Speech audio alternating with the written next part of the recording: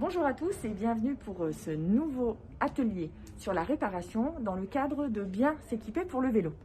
Aujourd'hui, nous avons la chance d'être avec Pauline qui va nous raconter plein de choses super intéressantes à propos de la réparation vélo. Bonjour Pauline. Bonjour, alors moi c'est Pauline, je suis ingénieure produit dans le process chimie de Decathlon, donc le process DC3, et je travaille avec plusieurs marques dont la marque vélo Between et Rockrider. Donc aujourd'hui je vais vous présenter différents kits qui permettent de réparer des chambres à air, mais aussi des pneus tubeless VTT. Super. Nous allons pouvoir attaquer et puis on va se mettre en place pour vous montrer comment réaliser ces petites manipulations très rapides. Alors Pauline, quels sont les produits de la gamme pour la réparation vélo? Donc on a différents types de produits. Tout d'abord on a les patchs auto-adhésifs, donc qui est des patchs autocollants qui sont plus faciles à utiliser pour la réparation puisqu'on n'a pas besoin de colle. Donc là ça va être pour une réparation assez rapide. Et c'est pratique pour par exemple quand on se déplace et qu'on n'a pas le nécessaire pour réparer. Oui, qu'on n'a pas de chambre à air de rechange ou quoi, on peut utiliser ces patchs auto-adhésifs. Ensuite, on a le kit complet, donc avec la colle, les patchs, et on a toujours le petit grattoir, même dans les patchs auto-adhésifs. Et ensuite, donc ça c'était à la demande des utilisateurs, d'avoir juste seulement les recharges. Donc ne pas, par exemple, s'il me reste un tube de colle, je ne vais pas racheter un kit complet, je vais juste racheter ce qui me manque, je vais juste racheter la colle. Si j'ai encore des patchs, mais que si j'ai plus de colle, mais que j'ai encore de la colle, mais plus de patchs, je vais aller racheter des patchs. On a différentes tailles selon le vélo qu'on utilise. Donc si c'est un vélo route, on va avoir des plus petites chambres à air. Donc on va venir utiliser des patchs plus petits, donc la 15 mm. D'accord. Et si on a des vélos ville ou VTT, on aura des patchs de différentes tailles, donc selon la perforation qu'on va avoir, soit rectangulaire, soit rond, de différentes tailles. Donc là, je vais montrer une première réparation, donc avec le patch auto-adhésif. Donc au préalable, j'ai perforé ma chambre à air. Donc ce qu'on fait, là je sais où elle est, mais ce qu'on fait pour vérifier où est notre perforation, c'est qu'on peut venir gonfler notre chambre à air et venir entourer au stylo où est la perforation. Parce que parfois c'est compliqué à venir trouver la perforation. Ou si on est chez soi, on peut carrément venir dans une bassine d'eau, gonfler notre chambre à air et faire le tour pour voir où il y a des bulles, pour vérifier où est la perforation. Aussi, ce qu'il faut bien faire quand on répare son vélo, c'est venir vérifier qu'il n'y a pas ce qui a causé la crevaison qui est toujours présent dans le pneu. Bien vérifier et venir voir si le bout de verre n'est toujours pas dans le pneu, parce que je peux venir réparer ma chambre à air, la remettre et puis en fait je vais recrever 2 secondes après, puisque le bout de verre est toujours présent dans le pneu et ça va venir perforer de nouveau la chambre à air. Donc dans chaque kit, j'ai ce type de petit grattoir qui va me servir à venir râper la chambre à air. Donc l'erreur souvent que les gens qui n'ont pas l'habitude de réparer font, c'est qu'ils pensent que ces petites stries, si on les gratte trop fort, ça va venir déchirer la chambre à air. Mais en fait, pas du tout. C'est juste une boursouflure du caoutchouc. Et donc, il faut bien venir les râper pour que ce soit lisse, vraiment lisse, et qu'il n'y ait pas de relief et qui permette de décoller le patch auto-adhésif. Donc, je viens bien frotter. Ça va me rendre encore plus poreux le caoutchouc, et ce qui permet d'améliorer l'adhésion de l'adhésif. Donc là, on gratte sur à peu près quelle surface? La taille du... Alors, oui, la taille du patch, mais toujours un petit peu plus pour être sûr qu'on a bien tout couvert. Donc, vous voyez, là, ça, c'est un patch. Donc, dedans, on en a 8. Donc, hop. Pas hésiter à appuyer, hein. Faut pas avoir peur. Une chambre à air, c'est solide. C'est pas comme ça que ça va se perforer. Donc, ensuite, je découpe un patch. J'essaye de toucher le moins possible la partie adhésive. Donc je viens décoller mon patch, vous voyez. Je nettoie. Là, je fais dans les conditions où je suis vraiment sur la route et j'ai pas forcément de quoi venir nettoyer. Donc je peux frotter, venir avec les mains. Si je suis chez moi, je peux prendre un chiffon et venir nettoyer correctement la zone. Je viens bien le mettre dans le sens de la chambre à air, donc en longueur, pas comme ceci. Je le pose et en fait l'adhésion va se faire avec la chaleur. Donc je viens bien frotter mon patch adhésif dans tous les sens. Pas hésiter à bien appuyer sur les rebords et à venir chauffer. Et vous voyez là, on voit un petit peu le relief, donc ce qui veut dire que le patch a bien adhéré à la chambre à air. Et quand on a le bout du doigt qui est complètement cramé, c'est que c'est bon. Exactement. Et sans rire, là je sens un petit peu la chaleur. Donc ça me permet de confirmer que je frotte bien. Mais pas hésiter, hein, pour le temps qu'on prend ici, c'est le temps qu'on ne perdra pas à changer une deuxième fois sa chambre à air. Voilà. Et ensuite, donc il y a beaucoup de gens qui viennent gonfler la chambre à air pour vérifier que le patch est bien mis. Il ne faut pas le faire parce qu'en fait la chambre à air, quand elle est dans le pneu, elle ne va pas autant gonfler que quand on la gonfle à l'extérieur. Et donc ça peut permettre au patch de se décoller parce qu'on va bien gonfler trop fort. Donc remettre la chambre à air, ou alors on peut le gonfler un tout petit peu, mais pas au maximum pour vérifier effectivement qu'il n'y a pas une grosse fuite. Mais la gonfler seulement dans le pneu. Ensuite, donc, pour le kit avec la colle, donc ça va être très simple aussi. Donc là, j'ai les différents patchs. Dans celui-ci, on a deux types de patchs. On a des rectangulaires et des ronds.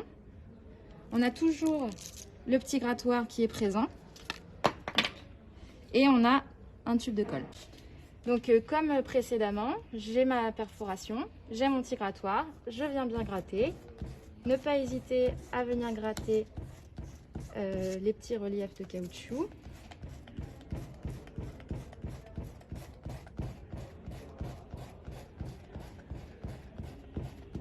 Vous voyez, on voit des morceaux qui s'en vont, faut pas avoir peur. Ouais. C'est épais, ça va pas se perforer. Ouais, on voit bien aussi là que c'est presque lisse. Hein. Donc, faut pas hésiter. Là, on a pareil. Hein. On voit bien que ça, voilà, il y a les petits morceaux. N'ayons pas peur. C'est un peu comme le reste quand on fait un moule, où il y a toujours la petite ligne parce qu'il y a la jonction. Exactement, mais c'est exactement ça. Et parfois, les gens pensent que c'est là où on vient fermer la chambre à air et donc ça risque de se déchirer, mais pas du tout. Donc ensuite, je prends mon tube de colle. Je viens mettre de la colle, donc on l'ouvre en perforant avec le bouchon, comme un tube de colle normal. Hop. Et je viens en mettre bien partout. Pas avoir peur. Je l'étale. Être sûr d'en avoir bien mis partout. Donc là c'est pareil, on avait une toute petite perforation, pas visible de toute façon à l'écran, mais on a bien étalé largement en fait. Hein. Et donc là j'attends en fait que le solvant s'évapore, puisque si je colle tout de suite mon patch, le solvant va pas pouvoir s'évaporer et l'adhésion va pas se faire en fait, ça va venir décoller le patch. Donc j'attends, là ça se voit encore que c'est liquide, mais normalement il y aura même plus, si je mets mon doigt on sentira pas le liquide. Ça va toujours coller mais on verra plus. Voilà. En fait, c'est pas vraiment, on appelle ça une colle, mais c'est comme on l'a marqué, c'est un liquide de dissolution. C'est-à-dire que c'est un liquide qui va permettre d'activer, de faire réagir le caoutchouc et de permettre que les deux matières du patch et de la chambre à air viennent se fusionner. Alors qu'une colle, ça va venir coller la matière 1 et la matière 2 va coller à la colle, mais c'est pas une fusion des deux matières. Donc là, je prends un petit patch rectangulaire. Donc là, on voit bien qu'il y a la trace, mais en fait, pour nous, il n'y a plus de liquide. Hein. Ça fait un peu brillant parce qu'effectivement, il y a toujours un dépôt. Voilà, c'est là où on l'a déposé, mais il n'y a plus... Et ensuite, je viens décoller mon patch. Donc, on a le film protecteur et un film transparent qui vient protéger le dessus et qui vient aussi nous permettre, on verra plus tard, d'appuyer sur le patch sans avoir de la colle sur les doigts puisque le film transparent est un peu plus grand que le patch. Donc, je le décolle. En essayant de ne pas allumer le patch. Hop.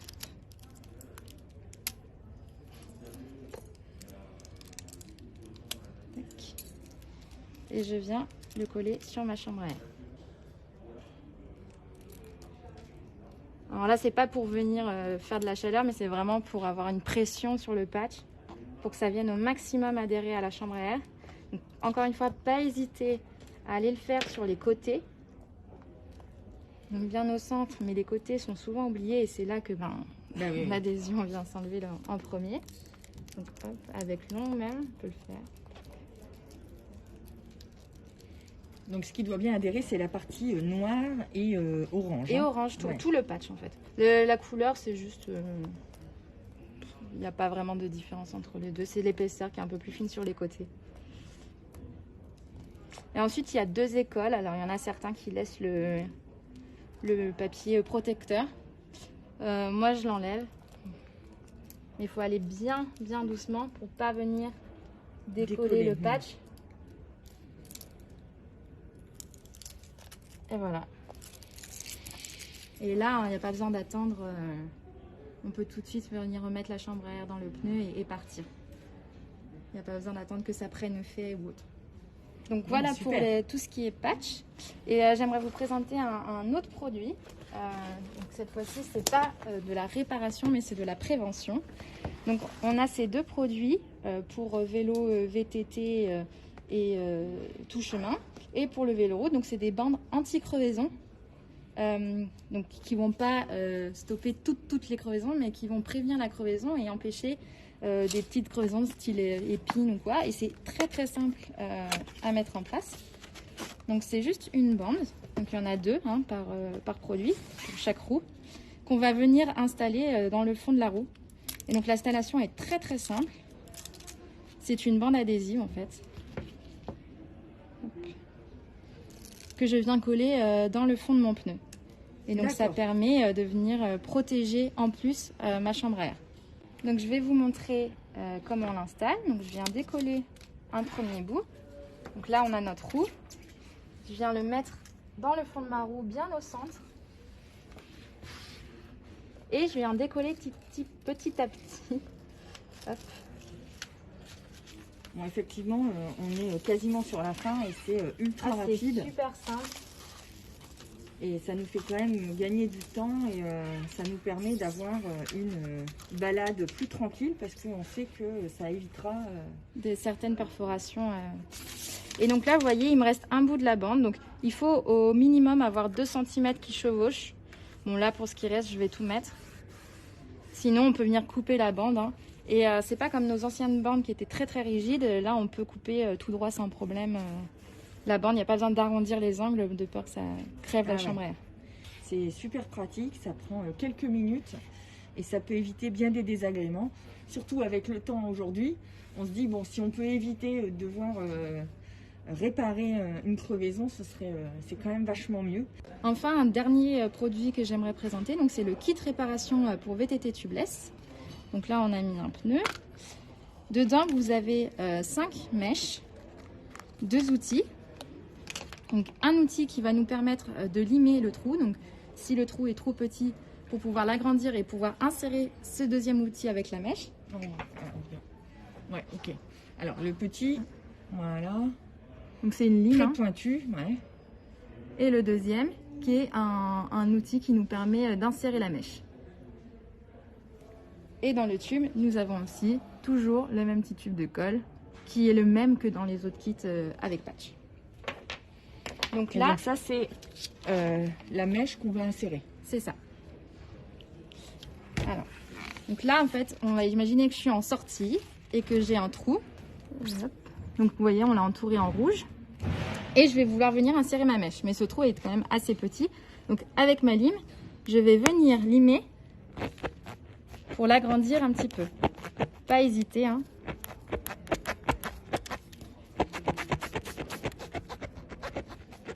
Donc voilà, j'ai agrandi mon trou. Ensuite, je prends mon outil qui va me permettre d'insérer la mèche. Je prends une mèche. Je l'affine un peu au bout avec mes doigts pour qu'elle puisse rentrer dans l'outil. Et je l'insère dans l'outil.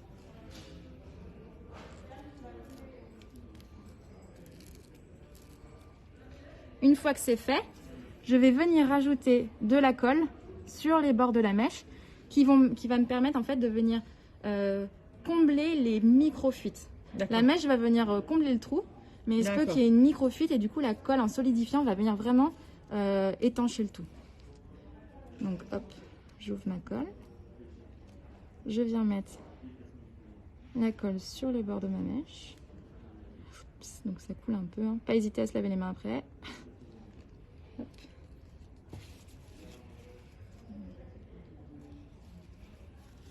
Merci.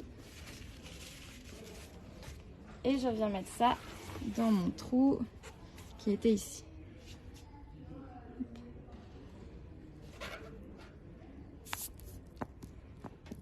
Donc il faut avoir un peu de force. Ouais, d'où l'intérêt de venir grossir le trou. Hein, ouais. Vous voyez, là je crois même que mon trou est un peu petit. Ouais. Donc je vais venir l'agrandir. Donc par contre, oui, plus le pneu se dégonfle, plus c'est compliqué, hein.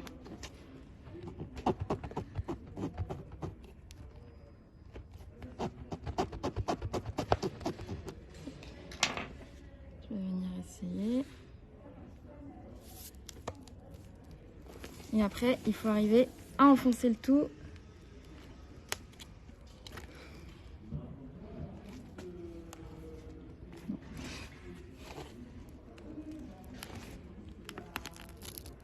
Ça y est. Et je retire mon outil.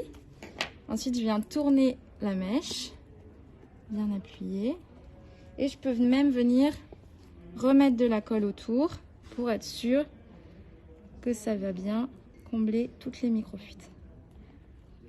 Ensuite, avec un ciseau ou un cutter, je viens couper les deux bouts de la mèche.